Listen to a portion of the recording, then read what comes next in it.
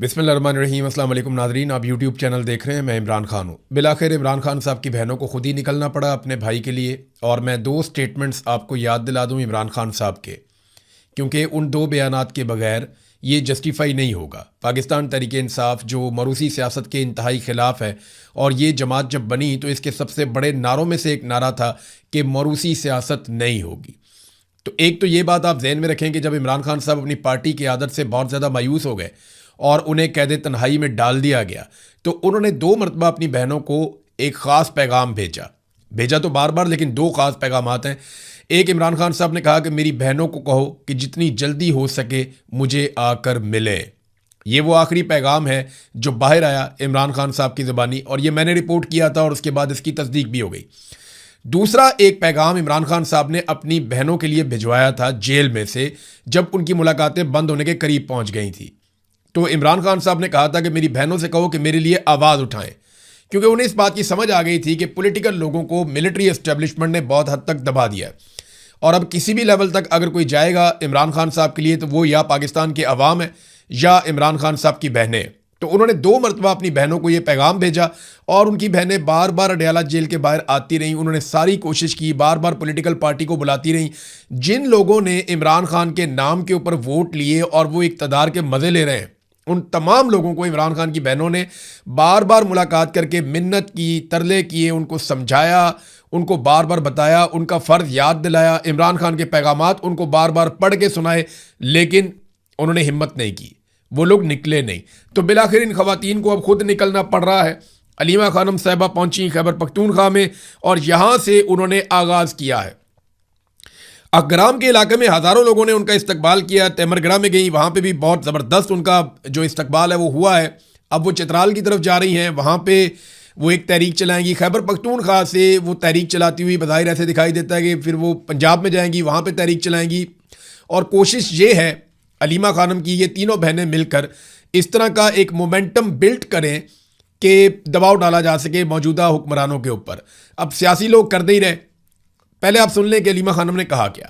एक तो जो ये मंसूबा बनाया जा रहा था, मैंने आपको पहले बताया था कि पार्टी के अंदर ये सोच पैदा हुई थी और इसके बारे में बार बार बात की गई थी कि बड़े पैमाने पर एहतजाज शुरू किया जाए और एक तहरीक शुरू की जाए, और उसके लिए डेट रखी जाए 5 अगस्त। लेकिन फिर मैंने आपको बताया कि मिलिट्री एस्टेब्लिशमेंट बीच में पड़ गई, और उन्होंने पाकिस्तान तहरीक इंसाफ को कहा कि आप इसकी कॉल देंगे आखिरी हफ्ते में, आखिरी 2 हफ्तों में आप कॉल देंगे, 1 या 2 हफ्ते में, यानी जुलाई के आखिरी 10 दिनों में आप कॉल दे सकते हैं। और फिर 5 अगस्त को जो आपका एहतजाज होगा वो सिर्फ 1 दिन का होगा, इससे ज़्यादा आपने एहतजाज नहीं करना। तो अलीमा खानम ने उसको मुस्तरद कर दिया। उन्होंने कहा जी ये क्या बात हुई कि 1 दिन के लिए इमरान खान के लिए। उन्होंने कहा जी अब हम मुस्तकिल दबाव डालेंगे, और दबाव के नतीजे में इमरान खान साहब का ना सिर्फ आंख का इलाज करवाएंगे बल्कि उनके हकूक भी उन्हें लेकर देंगे। जो जाली केसेस हैं, इमरान खान साहब जेल में बंद हैं, उनको आज़ादी मिलनी चाहिए, सादी सादी बात है। पहले सुने अलीमा खानम ने क्या कहा और फिर रद्द-ए-अमल किस तरह का आ रहा है। उन्होंने कहा इमरान खान की आंख जानबूझकर ज़ाया की गई है। क्या ये पाकिस्तान में इमरान खान की आंख का इलाज भी नहीं करवा सकते? ये इतने कमीने हैं। इमरान खान कहते थे दुश्मन हो और कमीना ना हो, लेकिन ये दुश्मन भी है और कमीना भी है। उन्होंने जानबूझकर कैद तन्हाई में रखा हुआ है। फैमिली की अव्वलीन तरजीह इमरान खान का इलाज है। इमरान खान ने कहा हुआ है कि जिद्दोजहद इबादत है, इस जुल्म के खिलाफ खड़े होना है। इमरान खान को 8 महीनों से कैद तन्हाई में रखा हुआ है। इमरान खान कैद तन्हाई में है क्योंकि ये इमरान खान से खौफ खाते हैं। इमरान खान से ये खौफ इसलिए खाते हैं क्योंकि इमरान खान अवाम की आवाज़ है। वक्त आ गया है कि अब जब हम निकलेंगे तो वापस घरों को नहीं आएंगे। अडयाला में जा जाकर पंजाब के लोगों का खौफ भी ख़त्म हो गया है।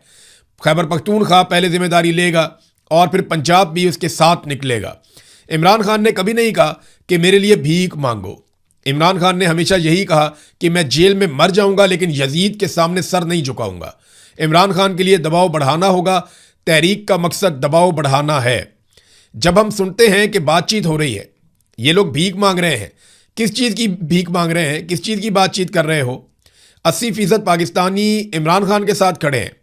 पहले अपनी ताकत तो दिखाओ, फिर बातचीत करना। बातचीत ताकत की पोजीशन से करो। ये बात बिल्कुल ठीक है। देखिए, जब आपके साथ इतनी बड़ी पॉलिटिकल पार्टी है, इतनी बड़ी तादाद में आपके साथ पब्लिक है, तो आपकी पोजीशन हमेशा बेहतर होती है। एक बात मरीम नवाज़ ने कही थी, नवाज शरीफ भी ये बात कहते थे कि पहले मुज़ामत होगी तो फिर मफामत होगी। जब आप ताकत की पोजीशन में बैठते हैं बात करने के लिए, जैसे ईरान बातचीत करने के लिए बैठा तो टेबल पे उसने बहुत कुछ हासिल किया। कमज़ोरों के साथ तो कोई बातचीत भी नहीं करता, हासिल क्या करना है। इमरान खान ने 1 साल कबल कहा था कि खैबर पख्तूनख्वा में अपनी तंजीम को मजबूत करो। सुहेल अफरीदी को स्ट्रीट मूवमेंट का कहा था। वक्त आ गया है, तहरीक को आगे बढ़ाओ, तंजीम मजबूत करो, सब कारकुनान अपने MNAs MPs पर दबाव बढ़ाएं। हुकूमत पाकिस्तान कोलैप्स कर चुकी है। ये वो बात है जो मैं कई दिनों से आपको बता रहा हूं कि ये मुकम्मल तौर पे कोलैप्स कर गए। आसिम मुनीर साहब के हाथ पांव फूले हुए हैं, उनका रजीम मुकम्मल तौर पे नाकाम हो चुका है। अब वो ये सोच रहे हैं कि मलबा डालना किस पर है। मलबा डालने के लिए उन्हें मिल कोई नहीं रहा, और पाकिस्तान तहरीक इंसाफ ने कोई बहुत बड़ा एहतजाज इस्लामाबाद की जानिब गुज़िश्ता 1.5-2 साल में किया भी नहीं है, तो ये मलबा भी किसी पे नहीं डाल सकते। तो इनके हाथ पांव फूले हुए, इनके हाथ में कोई चीज़ बाकी नहीं रह गई। अब वही बात अलीमा खानम कह रही है कि हुकूमत पाकिस्तान कोलैप्स कर चुकी है। आप पाकिस्तान में माशी, इंतज़ामी और अदालती हालात देख लें, अब आपको निकलना होगा। इससे पहले MNAs MPs को जाकर कहें आप आगे बढ़े, हम कारकुनान आपके साथ हैं, आपको इमरान खान के लिए निकलना होगा। अब कारकुनान इन MNAs MPs को चलाएंगे। MNAs MPs को खौफ है हम निकलेंगे तो कोई हमारे साथ नहीं निकलेगा। अब कारकुनान उनको निकलने की यकीन दहानी करवाएंगे। एजेंसियां बातें फैला रही हैं कि ग्रुपिंग है, हम इसकी तरदीद करते हैं। कोई ग्रुपिंग नहीं है, आप सब लोगों ने निकलना है, आप लोग तैयारी करें। तो ये अब इमरान खान की बहनें जो हैं वो अलग अलग निकलेंगी, और वो अलग अलग जगह पे, तीनों बहनें हैं, वो 3 बहनें ज़्यादा मुतहर्रिक हैं, वो निकलेंगे अलग अलग जगह पे, कारकुनों को मुतहर्रिक करेंगे पंजाब के अंदर, खैबर पख्तूनख्वा के अंदर, और वो एक फाइनल मूवमेंट की तरफ जाएंगे। स्ट्रीट मूवमेंट वो कहाँ गई? तो मैं आपको ये बता दूं कि इमरान खान ने जुनैद अकबर को कहा था कि आपने करनी है पार्टी की तंजीम साजी, और छोड़ दें आप बाकी सारी चीज़ें, और चेयरमैन पब्लिक अकाउंट्स कमेटी है वो सब आप छोड़ दें, आप पार्टी की तंजीम साजी करें। अब वहाँ क्या सूरत हाल है वो तो वही बता सकते हैं। दूसरी जानिब जो स्ट्रीट मूवमेंट है वो मैं आपको बता देता हूँ, क्योंकि ग्राउंड पे हमारे बहुत सारे जर्नलिस्ट हैं, वो कहते हैं जी बिल्कुल नहीं हुई, ज़ीरो। जो स्ट्रीट मूवमेंट जिसकी जिम्मेदारी सुहेल अफरीदी को दी गई थी, उसमें सिर्फ उन्होंने एक अनाउंसमेंट किया था कि इमरान खान साहब की रिहाई के लिए नौजवान अपनी मेंबरशिप करवाएं, लेकिन एक मरतबा उन्होंने ये ऐलान किया और उसके बाद वो गायब हो गए। प्रैक्टिकली उन्होंने या उनके साथियों ने इसके लिए कोई कोशिश नहीं की, कोई कैंप्स नहीं लगाए गए, कोई ऐसी जद्दोजहद नहीं की गई जिसके बुनियाद पे लोग आते, नौजवान आते, वो आकर इस तहरीक का, इसकी मेंबरशिप लेते और इसके ऊपर कोई हलफनामे होते, कोई इकट्ठे होते। वो एक बहुत बड़ा प्रोजेक्ट हो सकता था जिसमें 10-20 लाख नौजवान इकट्ठे हो जाते, लेकिन उन्होंने इस पर तवज्जो नहीं दी। और उसकी जो सबसे बड़ी वजह है वो पाकिस्तान की मिलिट्री एस्टेब्लिशमेंट ने इसके रास्ते में रोड़े अटकाए थे, क्योंकि फ़ौज, याद रखिएगा, स्टूडेंट से, जो फ़ौजी की आदत है वो स्टूडेंट से और नौजवानों से वाकई बहुत डरती है। उन्हें लगता है कि जब नौजवान अपने हाथों में चीज़ें ले लेते हैं तो फिर आप ताकत के ज़रिए से चीज़ें कंट्रोल नहीं कर सकते। तो नाज़रीन, अब अलीमा खानम पे तनकीद, ये 2 जगह से तनकीद हो रही है। एक तो तनकीद इमरान खान साहब के जो मुखालिफिन हैं, चाहे वो सियासतदान हैं, चाहे वो मीडिया के अंदर लोग हैं, चाहे वो एस्टेब्लिशमेंट के टाउट्स हैं, वो लोग तो तनकीद करेंगे, समझ आती है। देखें, ये तो एक नुसरत भुट्टो ने भी जुल्फ़िकार दी भुट्टो के लिए आवाज़ उठाई थी। फिर एक दौर था जब नवाज शरीफ के लिए कलसूम नवाज़ ने भी आवाज़ उठाई थी। और अब मायूसी इतनी बढ़ गई है कि पाकिस्तान तहरीक इंसाफ की क़यादत निकलती नहीं है, और वो बहुत परेशान है क्योंकि सामने मिलिट्री एस्टेब्लिशमेंट है, पॉलिटिकल फोर्स नहीं है। तो अब जो रिस्क इमरान खान की फैमिली ले सकती है वो कोई और नहीं लेगा उनके लिए। ये बात सबको समझ आ रही है, और ये मुतालबा बार बार किया जा रहा था कि वो खुद आकर सामने से लीड करें। तो जो इमरान खान साहब के मुखालिफिन हैं, जो उनसे बुग़्ज़ रखते हैं, वो तो इस पर तनकीद करेंगे ही करेंगे। लेकिन दूसरा एक ग्रुप है जो इमरान खान साहब की अपनी पार्टी में, ये वो लोग हैं जो शर्मिंदा हैं, कुछ कर नहीं पाए। क्योंकि ये खुद कुछ कर नहीं पाए तो ये नहीं चाहते कि कोई और कुछ करे। और थोड़े से ऐसे भी हैं जो दोनों तरफ खेलते हैं, यानी मिलिट्री एस्टेब्लिशमेंट उन्हें कहती है कि आप ये एक स्टेटमेंट दे दें ताकि तनाज़ा पैदा हो जाए, तो वो एक स्टेटमेंट दे देते हैं और कोई ऐसी बात नहीं है। लेकिन क्या इससे ये तहरीक रुकेगी? देखें, अगर अलीमा खानम को गिरफ्तार ना किया तो जितना मेरा पॉलिटिकल एक्सपीरियंस है, मैं आपको एक चीज़ तो कन्फर्म बता देता हूँ, अगर अलीमा खानम को या इमरान खान की बहनों को गिरफ्तार ना किया गया मिलिट्री एस्टेब्लिशमेंट की जानिब से, तो ये तहरीक बहुत बड़ी हो जाएगी और आप आने वाले दिनों में बहुत बड़े बड़े जलसे और जुलूस और इज्तिमाआत आप देखेंगे। पाकिस्तान तहरीक इंसाफ अपनी पूरी ताकत लगा के अगर मुखालफत भी करना चाहती है ना, तो वो करके देख ले। ये गंडापुर, सुहेल अफरीदी, जुनैद अकबर साहब, अगर ये सारे मुखालिफ भी हो जाए, अव्वल तो नहीं है, लेकिन अगर ये सारे मुखालिफ भी हो जाए ना अलीमा खानम के और इमरान खान की बहनों के, इसके बावजूद वो इतने बड़े बड़े इज्तिमात कर देंगे कि ये सर पकड़ के बैठ जाएंगे सारे। ये मुझे आइडिया है, क्योंकि पब्लिक उनके साथ खड़ी होगी। वो इस वक्त इमरान खान का मौक़िफ़ भी खुलकर बयान कर रही हैं और वो इमरान खान के हक के अंदर सबसे अगली सफ़ के अंदर खड़ी हुई हैं। तो यही वजह है कि लोग उनके साथ खड़ेंगे। लोगों को सरोकार जो है वो इमरान खान से है, लोग बाकियों को नहीं जानते। तो कुछ लोग कह रहे थे जी यहाँ पे मौरूसियत नहीं है, पाकिस्तान तहरीक इंसाफ में फैमिली पॉलिटिक्स की कोई जगह नहीं है। तो देखें, गंडापुरों के ऊपर तो कभी बात नहीं की गई, वो भी तीनों भाई पॉलिटिक्स के अंदर हैं। फिर इसी तरह जो है वो खटक के ऊपर कभी बात नहीं की गई, शाह महमूद कुरैशी के ख़ानदान पे कभी बात नहीं की गई, चौधरी ख़ानदान पे बात नहीं की गई। तो ये अलीमा खानम कोई इलेक्शन लड़ने नहीं आ रही, ना इसने सेनेटर बनना है, ना वज़ीर बनना है, ना कुछ और बनना है, ना इनके बच्चों ने पॉलिटिक्स करनी है। ये सिर्फ अपने भाई के लिए आ रहे हैं। और इमरान खान कभी इनको पॉलिटिक्स में आने भी नहीं देगा। जब इमरान खान वज़ीर आज़म पाकिस्तान था तब उसने इनमें से किसी को कुछ नहीं दिया। नवाज शरीफ ने तो पूरा टब्बर लगाया हुआ है ना, रिश्तेदार, रिश्तेदारों के रिश्तेदार, आगे से उनके रिश्तेदार, ये जनाब फलाना है, इसको भी अंदर करो, इसको भी लगाओ, इसको भी लगाओ। उन्होंने पूरा का पूरा खानदान टब्बर मियाँ नवाज शरीफ ने पॉलिटिक्स के अंदर झोंक दिया अपना, सबको लगाया हुआ है। उधर सरदारी है, वो भी यही करते हैं, दूर करीब के सारे रिश्तेदार पॉलिटिक्स कर रहे हैं। लेकिन इमरान खान ने ऐसा नहीं होने दिया। उन्होंने अपने रिश्तेदारों को, गो कि उन्होंने बहुत स्ट्रगल भी की कुछ लोगों ने, लेकिन उन्होंने नहीं। मैं ज़ाती तौर पे समझता हूं कि हसन न्याजी की ये अब उसका हक बन गया है, यानी ये उसकी रिस्पॉन्सिबिलिटी भी बन गई है। जितनी उसने कुर्बानी दे दी है, जितनी उसने मार खा लिया हसन न्याजी ने, अब उसकी जिम्मेदारी है कि वो पॉलिटिक्स को ना छोड़े। अगर वो पॉलिटिक्स को छोड़ेगा तो वो बहुत बड़ी ज्यादती करेगा कि इतनी मार खाने के बावजूद, इतनी तकलीफें बर्दाश्त करने के बावजूद, पाकिस्तानियों के लिए इतनी आवाज़ उठाने के बावजूद, जब वो एक जगह पहुंच गया और वहां से अगर वो पीछे हटता है तो वो ज्यादती करेगा। अब मौरूसियत पीछे रह गई। उस आदमी ने जितनी मार खाई है, इतनी मार तो इन जितने लीडरान इस वक्त पाकिस्तान में मौजूद हैं, इतनी किसी ने भी नहीं खाई। वो फौज के पास कैदे तन्हाई में रहा लंबे अरसे तक, उसको फौजी अदालत से सजा दिलवाई गई।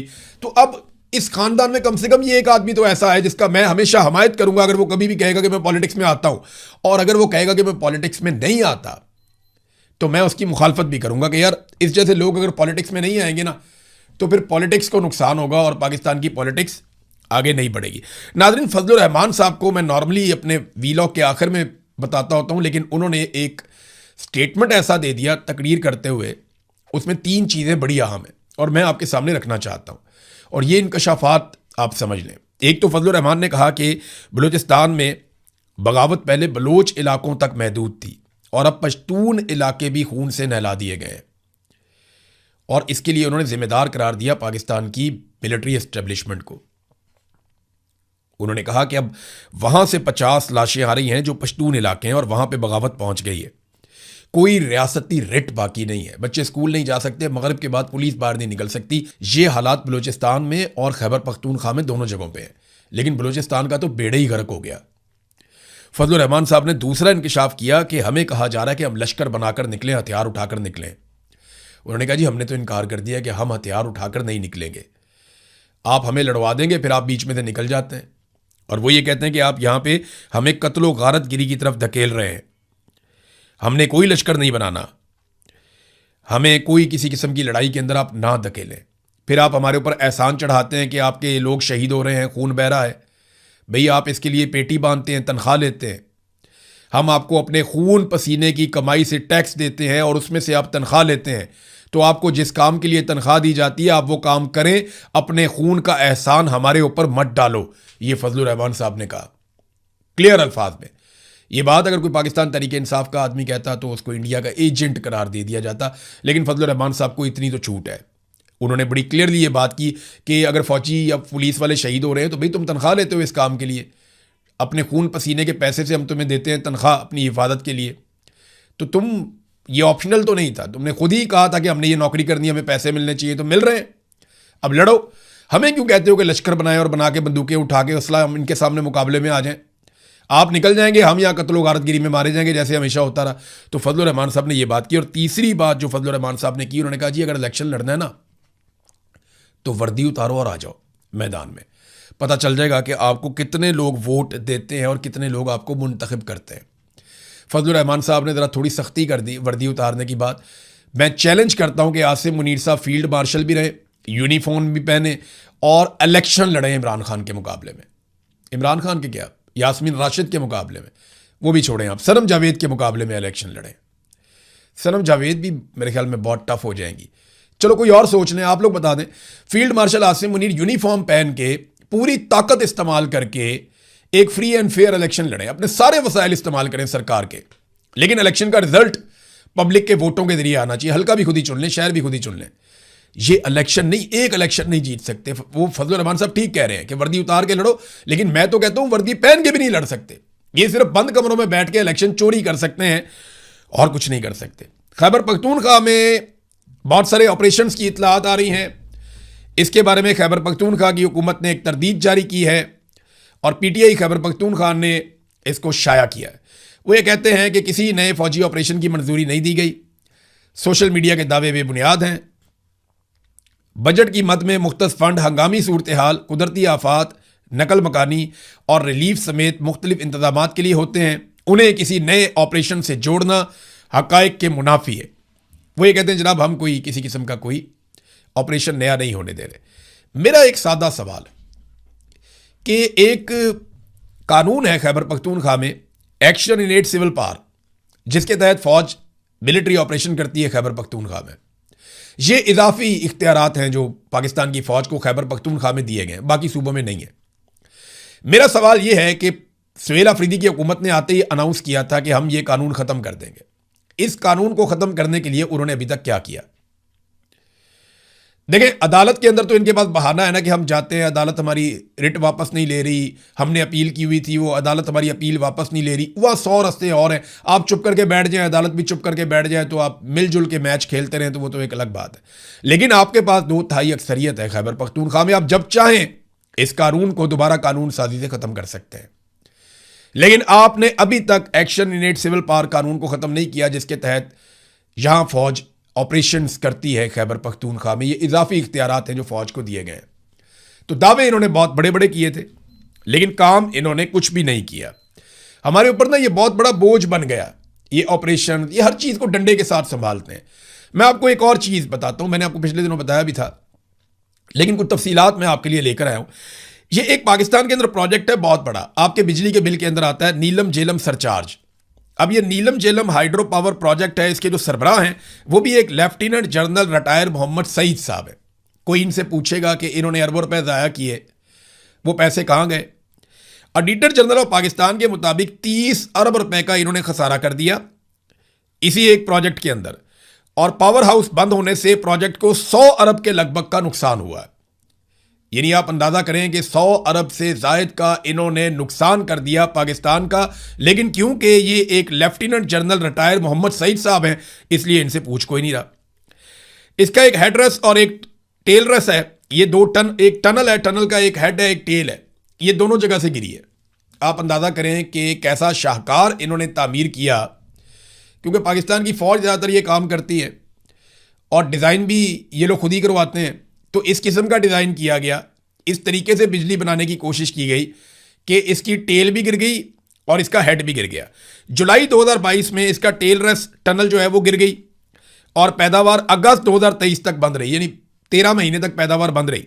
बहुत नुकसान हुआ। उसके बाद जनाब उसको सेट किया तो 1 मई 2024 को इसकी हेडरेस टनल है वो गिर गई और पावर हाउस बंद हो गया फिर दोबारा से।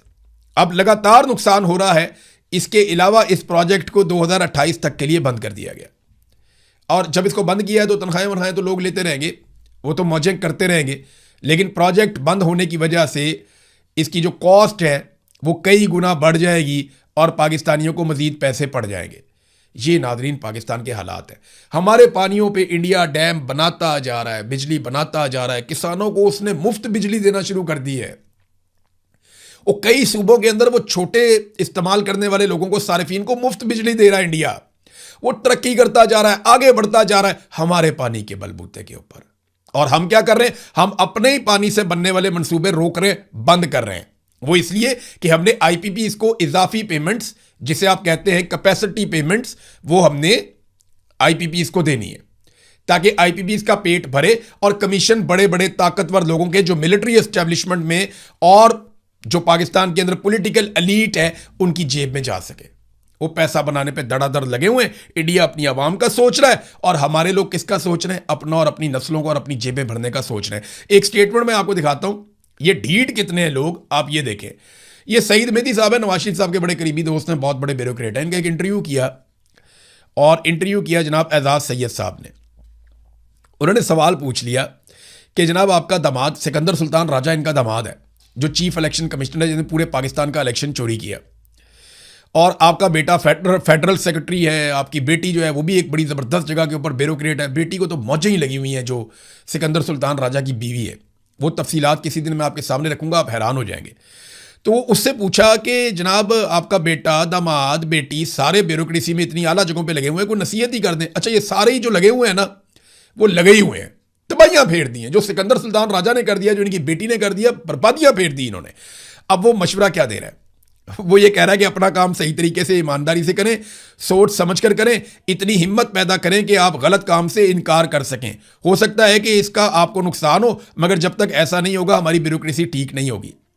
और फिटे मुंह भाई, यानी आप सिकंदर सुल्तान राजा के आप सुसर हैं और आप कह रहे हैं अपना काम ईमानदारी से करें। कोई गलत काम करने का कहे तो इसको इनकार कर दें। ये आदमी खुद चलकर चला गया था, इलेक्शन कमीशन के दफ्तर से निकला था रात के वक्त बगैर सिक्योरिटी के, और जब ये वापस आया तो फॉर्म 47 साथ लेकर आया था। फिर जो पाकिस्तानियों के साथ हुआ वो पूरे पाकिस्तान ने देखा। तुम्हारे खानदान ने पूरे पाकिस्तान को निचोड़ के रख दिया। पूरे पाकिस्तान का आज तक का सबसे बड़ी डकैती तुम्हारे खानदान ने मारी, और तुम यहां बैठ के भाषण दे रहे हो कौम को। यही तरीकाकार है पाकिस्तान में। ये भाषण देते हैं बाहर निकल के, जनाब ये करो ये करो ये करो, दूसरों को नसीहत करते हैं और खुद अंदर से दाव लगाते हैं। इसी वजह से आगे नहीं, इनकी शक्लें पहचाने। पाकिस्तानियों को चाहिए इनको पहचाने और इनको इनकी औकात बताएं। अब तक के लिए इतने, अपना ख्याल रखिएगा, अपने इस चैनल का भी। अल्लाह हाफिज़।